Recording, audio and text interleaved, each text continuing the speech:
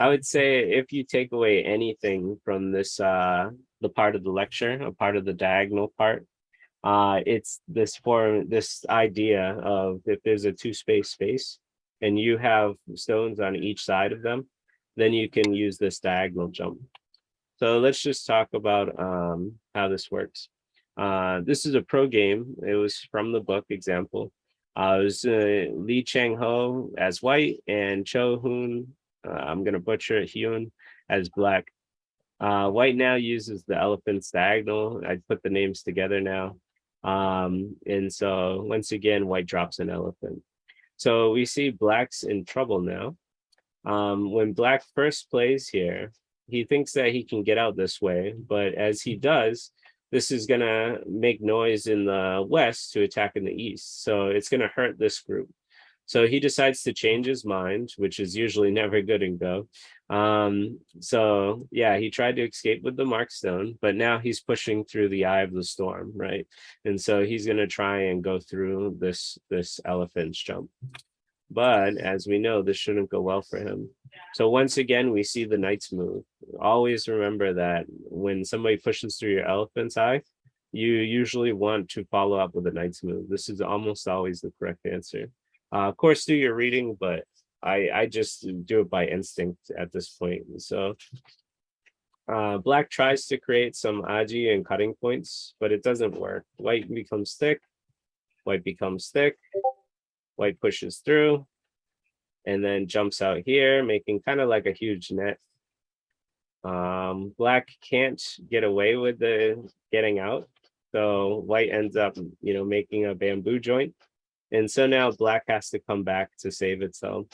So as we see, black lost Sente and has made no eyes trying to push through the storm here, trying to push through the elephant's eye. So white's plan was fully successful. This was super damaging in this game.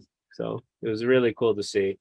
And once again, it's easy to find for me, right? Like when I see a two space and I'm on both sides, I think it's very easy to find this capping move or this elephant's eye. All right. So we're getting pretty much close to the end here. Black pincers, right? This is a very common type of thing to see. And now we're going to see, instead of using the diagonal to attack, we're going to see how we use it to escape. Now, what I said about the elephant diagonal or the diagonal jump or elephant eye, whatever you want to call it, is that these stones are very fast and flexible. And what fast and flexible means is just like the knight's move, we're going to usually need to use sacrifices in order to make sabaki, to make good shape and to get out. And so this is meant for black to try and cut through. So first we'll see the improper way, right? The proper way is not to go through the storm, but we'll look at the way that most players, I think at even my level, would probably play, right? Because once again, we're trained to split our opponent. And so black plays here.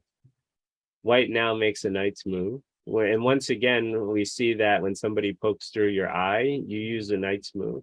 You don't play like directly, right? Because this would just get you cut completely.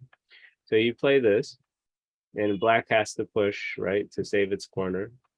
White comes out, black jumps, and now white can play here. And so now white has successfully made sabaki. We see that black can't cut through here, right? This would be considered bad. There's lots of aji everywhere, lots of cutting points everywhere. And so white's going to make a really good result here. Even though it has to sacrifice 2 stones, it can use these shapes to come out on top. So this is considered very good for white. There are some sacrifices, but that's what we talked about when playing fast or lightly. So now we'll look at this example. If black plays the proper move, white now has to kind of, once again, play lightly, right? We're thinking about sacrifices. So black plays here to take the corner, and then white hugs the stone, neutralizing the stone. This is considered joseki, and I found it very interesting. Once again, the stone can be sacrificed, but white can make shape out here. All right. So now let's see. So what if black pincers high instead of low? In this, white counter pincers. So like white got pincered and then white pincers this. So this is less of like a connection, like a knight's move or something, and more of like a counter pincer. Black then tries to cut these two stones, and then white now uses the elephant's jump. So once again, it's improper for black to try and come through here. We'll see why. White pushes through, turns, the $1,000 turn, very painful for black. White does the Romeo Juliet split. He cuts through this knight's move, which neutralizes this stone. And then white makes shape. It makes almost like a table or bamboo joint type shape. So we can see black does get a profitable corner, but white ended up taking a lot on the outside. This is considered better for white because white stones are going to influence the rest of the game and are very strong. Finally, if black was to pick the proper move instead of jumping through the eye, white just pushes out, black takes the corner, and white does the $1,000 turn. So now this is considered joseki or even. White has taken a lot of the outside once again, and black has once again taken the corner.